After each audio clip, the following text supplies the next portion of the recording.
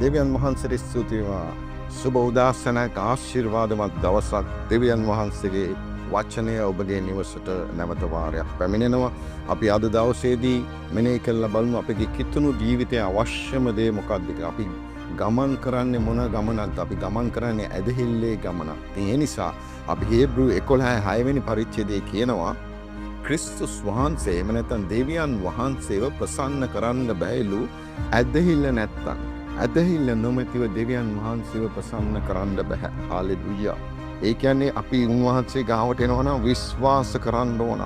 අපි උන්වහන්සේ ගාවට එනවා නම් අදහන්න ඕන. අපි යාඥා වෙනවා අපි අදහන්න ඕන. අපි ඉල්ලන දේට උන්වහන්සේ පිළිතුරු දෙන බව. මේ සම්පූර්ණ වචනේ කියන නමුත් ඇදහිල්ල නැතු උන්වහන්සේ ප්‍රසන්න කරන්න නොපුළොව. මක් නිසාද?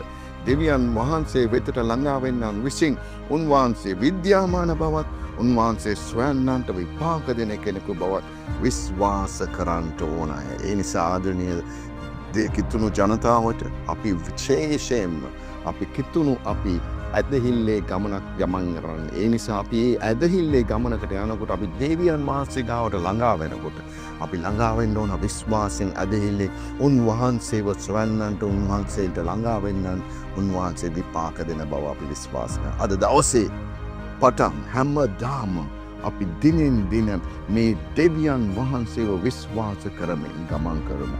ඔබ සැමට ජේසු පිහිටයි.